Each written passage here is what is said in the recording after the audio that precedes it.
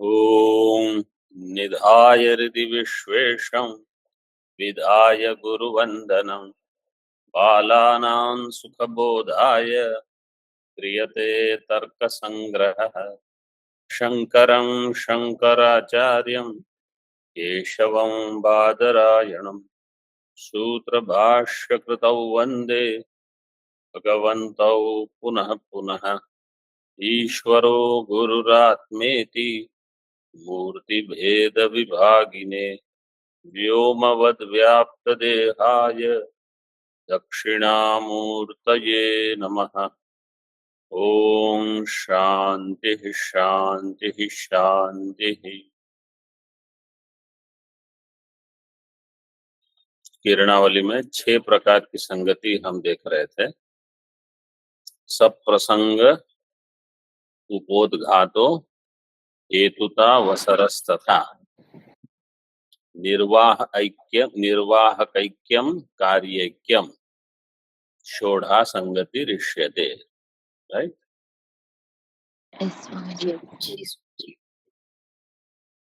षोढ़ा संगति ऋष्यते। इनमें से हमने 3 देख ली है। हेतुता तक देख लिया। अब अवसर की परिभाषा कैसे करते हैं देखो। अवसर का अर्थ है अनंतर वक्तव्यत्वम। अवसरो अनंतर वक्तव्यत्वम, जो अनंतर किसी के पश्चात बताया जाए। किसी के पश्चात का अर्थ है किसी के तुरंत पश्चात, ऐसे बिना किसी अंतर के, वो है अनंतर। जैसे प्रत्यक्ष का निरूपण जब किया जाता है तो प्रत्यक्ष के बाद अनुमान और उपमान दोनों उपस्थित होते हैं, लेकिन अनुमान जो है वो बहुवादी सम्मत प्रमाण है। बहुवादी सम्मत का अर्थ है बहुत सारे दर्शन अनुमान प्रमाण को प्रमाण रूप से स्वीकार करते हैं। इसलिए प्रत्यक्ष के बाद उपमान और अनुमान दोनों का नंबर लग सकता है, लेकिन अनुमान पहले आ जाएगा। जब अनुमान का निरूपण हो जाएगा तो उपमान के लिए जो प्रतिबंधक जिज्ञासा थी, उपमान प्रमाण के निरूपण के लिए प्रतिबंधक जिज्ञासा किसकी थी? अनुमान की। प्रत्यक्ष के बाद अनुमान उपमान, ठीक है। तो प्रत्यक्ष के पश्चात उपमान समझो आपको सुनना है, श्रवण की जिज्ञासा है। इसके पहले प्रतिबंध एक है, अनुमान। जब तक अनुमान का निरूपण नहीं होगा, उपमान की जिज्ञासा जो है वो प्रतिबंधित होके रहेगी। तो प्रतिबंध की निवृत्ति होने पर फिर उपमान का वर्णन हो सकता है। तो अब अवसर प्राप्त होने पर उपमान का निरूपण होगा। इसको कहते हैं अवसर संगति। तो हमेशा उपमान जो होगा वो अवसर संगति से उसका अवसर प्राप्त होगा। मतलब विरोधी जिज्ञासा निवृत्ति होने पर ही जो अवश्य वक्तव्यम तद अवसरत्वम, विरोधी जिज्ञासा की निवृत्ति हो। विरोधी जिज्ञासा है अनुमान की, उसकी निवृत्ति होने पर उपमान का निरूपण। आगे है निर्वाह ऐक्यम, निर्वाहक ऐक्यम।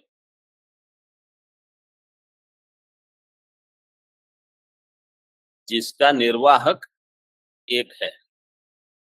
निर्वाहक से यहाँ प्रयोजक लेते हैं। निर्वाहक ऐक्यम एक प्रयोजक प्रयोज्यत्वम, एक प्रयोजक से जो अनेक प्रयोज्य हैं, कार्य कारण संबंध उसमें आवश्यक नहीं है, प्रयोज्य प्रयोजक संबंध हो, उनके निर्वाह करने वाला एक है, तो उन सबका नंबर एक साथ लग सकता है। जैसे समझो दशरथ महाराज के एक पुत्र का वर्णन कर रहे हैं, रामचंद्र जी का। अब जो अन्य हैं, लक्ष्मण, भरत, शत्रुघ्न, उनका भी निर्वाहक एक है, दशरथ महाराज। इसलिए बाकी सबका भी वर्णन कर सकते हो आप। तो एक प्रयोजक प्रयोज्य, तो इसके लिए वेदांत में जो हम दृष्टांत देते हैं वो क्या है, अर्थाध्यास और ज्ञानाध्यास, ये दोनों का निरूपण एक साथ होता है। अर्थ का अध्यास का अर्थ है वहां अर्थ अध्यस्त है। रज्जु में जो सर्प है वो अध्यस्त है, और रज्जु के ईदम में जो सर्प का ज्ञान है वो भी अध्यस्त है। तो ये दोनों एक प्रयोजक से प्रयोज्य है। एक प्रयोजक इसमें क्या है, अविद्या, अविद्याजन्य अध्यास, तो उससे दोनों की सिद्धि हो जाती है, तो दोनों का वर्णन करते हैं। यह निर्वाहक ऐक्यम, ये समझ में आया।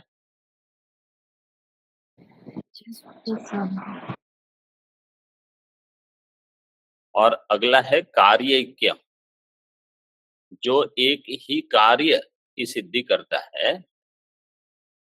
एक कार्य अनुकूलत्वम कार्य ऐक्यम, ये इसकी परिभाषा। तो उनकी संगति हो जाएगी। जैसे अनुमिति के लिए आपको व्याप्ति का ज्ञान चाहिए और पक्षधर्मता का भी ज्ञान चाहिए। व्याप्ति और पक्षधर्मता, तभी परामर्श कैसे होगा, वन्य व्याप्य धूमवान अयम पर्वतः। तो अनुमिति के लिए व्याप्ति भी चाहिए, पक्षधर्मता भी चाहिए। तो व्याप्ति, पक्षधर्मता, ये सारे हैं, ये एक ही कार्य की सिद्धि कर रहे हैं। अनुमिति के लिए ये सब काम कर रहे हैं। तो एक कार्य अनुकूलत्वम है इनमें, तो इनकी संगति हो जाएगी। ऐसे जो जो एक कार्य के लिए उपयोगी हैं, उन सब का वर्णन एक साथ हो सकता है। तो जैसे हम षट संपत्ति, समाधि षट संपत्ति, तो सबका वर्णन एक साथ करें। अब उनमें ज्यादा कार्य कारण हो ये आवश्यक नहीं है। किसी में शम हो, इसका अर्थ ये नहीं है कि दम हो जाएगी अथवा श्रद्धा आ जाएगी, अथवा श्रद्धा है तो तितिक्षा का जन्म हो जाएगा, ये आवश्यक नहीं। हालांकि ऐसे बताते हैं कभी कभी निरूपण में, लेकिन ये सब मिलकर एक कार्य करेंगे। क्या, अधिकारी का वर्णन कर रहे हैं। तो इसलिए इन सबको एक के बाद, एक के पश्चात एक का वर्णन कर सकते हैं। ये कार्य की संगति है। इस प्रकार 6 संगतियां बताई जाती हैं। लेकिन हर ग्रंथ में आपको इसी प्रकार के नाम उपलब्ध हो ये आवश्यक नहीं है। जैसे बृहदारण्यक में आप देखते हो, एक ब्राह्मण के पश्चात अन्य ब्राह्मण बताते हैं। एक ब्राह्मण मतलब मैत्रेयी ब्राह्मण हो गया, मधु ब्राह्मण है, तो 2 ब्राह्मण की संगति लगानी है। तो वहां कहीं हेतुता होगी अथवा निर्वाहक ऐक्य है, इस प्रकार से वहां संगति देते हैं। लेकिन ये शब्द का प्रयोग न भी हो, वो अपनी तरह से बताएंगे। और ब्रह्म सूत्र में जैसे मैं बता रहा था कि कभी अध्याय संगति बताते हैं, कभी पाद संगति बताते हैं, कभी अधिकरण संगति बताते हैं। तो 2 अध्याय के बीच में क्या संगति है, अवसर संगति है या पाद संगति है, किसी भी तरह से। तो एक संगति बुद्धि में रहने से इस प्रक्रिया से हम गुजर रहे हैं वो थोड़ा सरल होता है विचार की दृष्टि से। यहाँ ये क्यों बताया, अन्य क्यों नहीं प्रश्न अथवा प्रसंग उठाया, बोले ये संगति लग रही है इसका। प्रश्न क्या है? स्वामी जी, दोनों का व्यभिचार क्या है स्वामी जी? निर्वाहकैक्य संगति and कार्यक संगति difference I'm not able to understand. निर्वाहक ऐक्य में प्रयोजक प्रयोज्य भाव, कार्य कारण भाव नहीं है। और कार्य ऐक्य में क्या है कि वो एक कार्य के लिए सब इकट्ठे हुए हैं। प्रयोजक प्रयोज्य में जैसे घटा भाव का प्रयोजक क्या होगा? घटा भाव का प्रयोजक होगा कपाल का भाव। तो घटा भाव क्या है, उसका वर्णन करने के समय कपाल के अभाव का भी वर्णन कर सकते हैं। ये है प्रयोजक प्रयोज्य भाव। तो जिनमें एक प्रयोजक प्रयोज्यत्व है, समझो 3-4 चीज इकट्ठी होकर प्रयोजक, प्रयोजक और कारण, कार्य कारण में भेद क्या है? कार्य कारण जो है वो उनमें सीधा कार्य कारण संबंध हम समझ सकते हैं। प्रयोजक प्रयोज्य में कार्य कारण हो ये आवश्यक नहीं। कार्य ऐक्य में है कि ये सारे एक कार्य के लिए काम कर रहे हैं। निर्वाहक ऐक्य में एक प्रयोजक है, अध्यास प्रयोजक हुआ, ज्ञानाध्यास अर्थाध्यास ये सारे प्रयोज्य हैं। ये सब एक प्रयोजक से उत्पन्न होते हैं। जबकि कार्य ऐक्य में कैसा है, सब मिलकर एक कार्य को बता रहे हैं। जैसे षट संपत्ति का दृष्टांत आप ले सकते हो। जी Swami ji. Swamiji, what is the difference between Akanksha and Avasara Sangati? आकांक्षा, आकांक्षा जो शब्द प्रमाण में होती है वो। Yes, Swamiji. आकांक्षा और अवसर संगति, आकांक्षा अलग रख सकते हो आप। जब शब्द का निरूपण चल रहा है वहीं पर केवल आकांक्षा का उपयोग होगा। अन्य किसी प्रमाण के समय अथवा अन्य किसी चर्चा, जैसे भोजन कर रहे हैं, भोजन में आकांक्षा, जो शब्द व्यवहार है उसमें जो आकांक्षा रहती है वो भोजन के समय आवश्यक हो, मतलब हो ये आवश्यक नहीं है। लेकिन भोजन में हाँ ये आकांक्षा हो सकती है कि अब सब्जी, अभी चावल चला है तो अब क्या चलेगा, अब रोटी चलेगी। लेकिन ये जो आकांक्षा हम मानते हैं वो आकांक्षा शब्द प्रमाण के लिए जो आकांक्षा रहती है, वहां आकांक्षा का ये अर्थ है कि इसके जो जो संबंधी है उन सबको आपको लेना है। इसके बिना वाक्य पूरा नहीं होता। शब्द प्रमाण में कैसे है, जैसे गच्छति, तो कह गच्छति जब तक आप नहीं बताओगे, कह की आकांक्षा बनी रहेगी। तो वहां कर्ता चाहिए या कर्म चाहिए, कुछ करण चाहिए, तभी वो वाक्य प्रमाण होगा, शब्द प्रमाण होगा। और जो अवसर संगति पूछा ना आपने, अवसर संगति, वहां तो वाक्य की आवश्यकता नहीं है। अवसर संगति में कि इसके पश्चात ये वक्तव्य है। क्यों? क्योंकि पहले आपने नामकरण कर दिया था, उद्देश्य में बता दिया था कि 4 प्रमाण हैं। तो 4 प्रमाण हैं तो एक बता दिया, अब कोई भी नंबर लग सकता है। तो कोई कहेगा उपमान बता दीजिए, तो बोले नहीं, पहले अनुमान आएगा। जब अनुमान की जिज्ञासा की निवृत्ति होगी तब उपमान का निरूपण होगा। तो वहां अवसर संगति थोड़ी भिन्न प्रकार से लगाते हैं। आकांक्षा आदि वाक्य के लिए है। आकांक्षा, योग्यता, आसक्ति, ये वाक्य के लिए।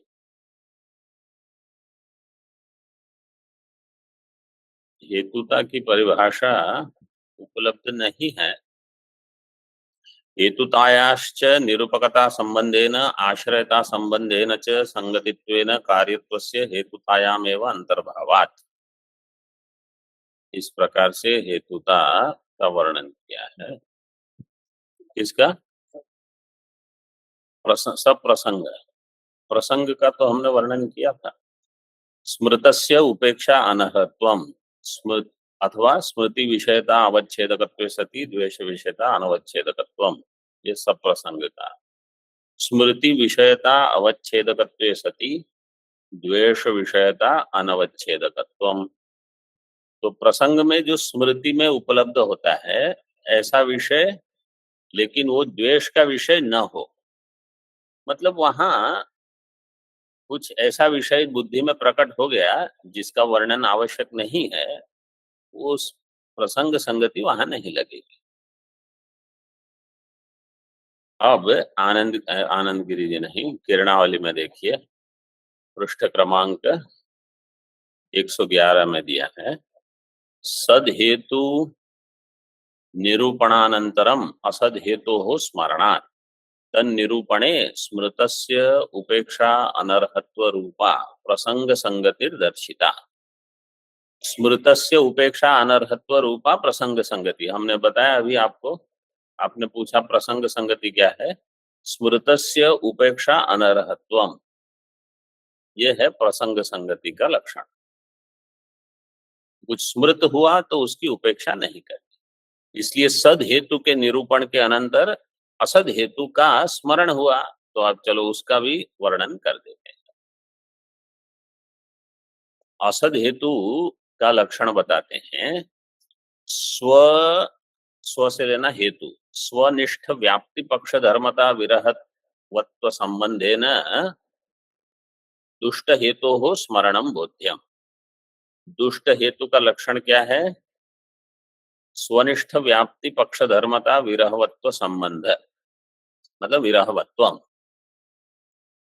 हेतु में रहेगी व्याप्ति, हेतु निष्ठ व्याप्ति, हेतु निष्ठ व्याप्ति का विरह अथवा पक्ष धर्मता का विरह।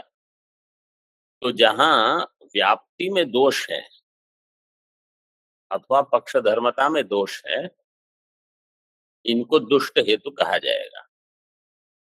जैसे धूम वन्य की व्याप्ति ही अगर नहीं है और आप अनुमान कर रहे हो तो हेतु दुष्ट होगा, अथवा व्याप्ति तो है लेकिन उसमें व्यभिचार है तो दुष्ट हेतु होगा, अथवा पक्ष में हेतु नहीं है, पक्ष धर्मता नहीं है तो दुष्ट हेतु होगा। व्याप्ति है लेकिन व्याप्ति से विरुद्ध व्याप्ति भी उपलब्ध होती है अथवा विरुद्ध साध्य की सिद्धि कर रही है। कोई कहेगा शब्दो नित्य कार्यत्वात्, तो आप कहोगे कार्यत्व हेतु तो नित्यत्व की सिद्धि नहीं करता, कार्यत्व हेतु अनित्यत्व की सिद्धि। तो इस प्रकार से स्वनिष्ठ व्याप्ति पक्ष धर्मता, हेतु में जो व्याप्ति है उसका अभाव, पक्ष धर्मता जहां नहीं है, ये सब संबंध है ना दुष्ट हेतु हो स्मरण, ये दुष्ट हेतु ऐसे होते हैं।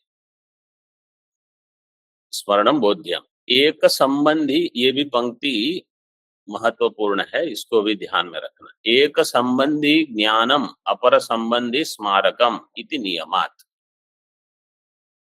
संबंध दो के बीच में होता है तो एक संबंधी का ज्ञान अपर संबंधी का स्मारक होता है, ऐसा नियम है। एक संबंधी ज्ञानम अपर संबंधी स्मारकम।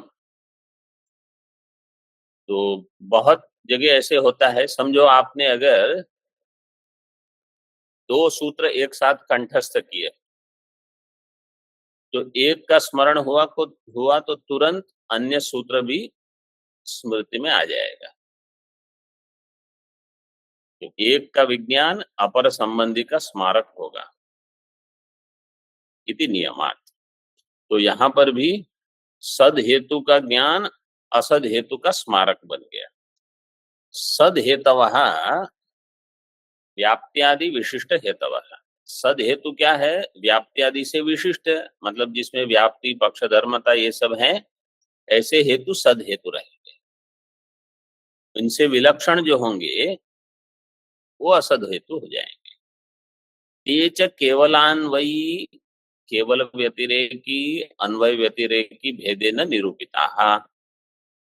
तो जो सद हेतु है उनका निरूपण हो गया केवलान्वयी केवल व्यतिरेकी अन्वय व्यतिरेकी भेद से। तत्र अन्वय व्यतिरेकी हेतु पंचरूप उपपन्नः सन् स्वसाध्यम साधयितुं क्षमः। अन्वय व्यतिरेकी हेतु जो है वो पंच रूप उपपन्न है, पंच रूप से उपपन्न होता हुआ अपने साध्य की सिद्धि करने में समर्थ है। स्वसाध्यम क्षमा। पाणी पक्ष सत्व, सपक्ष सत्व, विपक्ष असत्व, अबाधितत्व, असत प्रतिपक्षत्व, ये 5 हैं। ये आपने देखे हैं, पदकृत्या में आए हुए हैं पहले, इनका ध्यान रखो। सरल है ये। पक्ष सत्व जो है मतलब पक्ष में हेतु का रहना, यह है पक्ष सत्व, अथवा पक्ष रहना, यह भी है। सपक्ष सत्व, सपक्ष हो और वहां हेतु उपलब्ध हो। विपक्ष असत्व, जो विपक्ष है वहां हेतु नहीं है।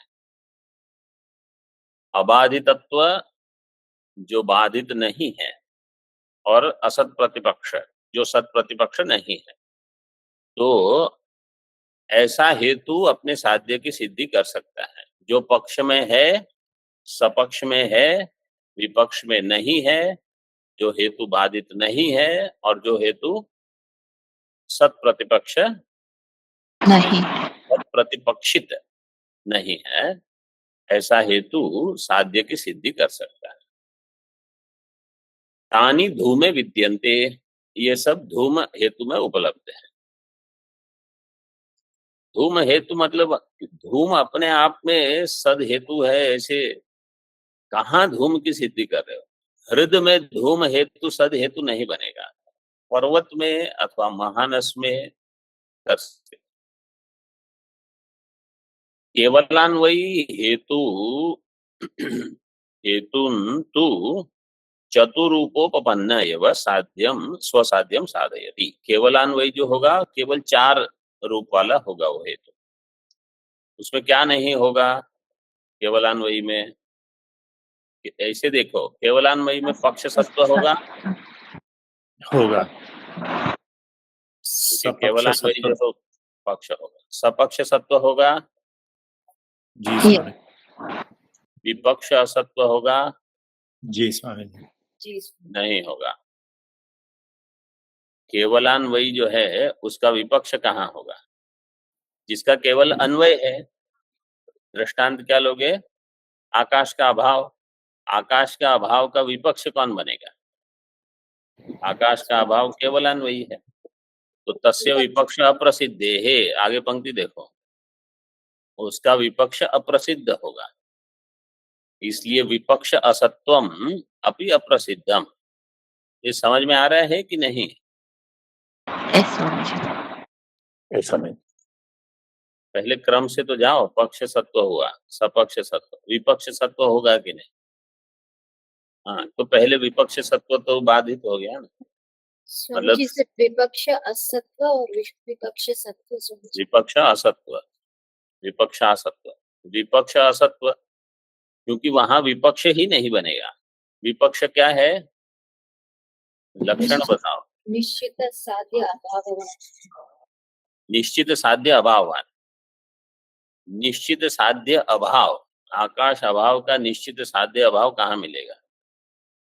जो केवलान्वयी है, जो केवलान्वयी है उसका अभाव कहीं नहीं मिलेगा, तो वो नहीं होगा। अब प्रश्न ये है कि उसका अबाधितत्व, तो उसका बाध करने के लिए आपको क्या चाहिए? बाध कब करोगे? हाँ, अभी प्रश्न उठाया है तो थोड़ा कुछ विचार करके बताओ। बाध का दृष्टांत क्या है? अग्निरनुष्णः। बाध का दृष्टांत है अग्निरनुष्ण। बाध कब करोगे? अनुमान में बाध कब करते हैं हम? जब प्रमाणांतर से उसकी सिद्धि हो।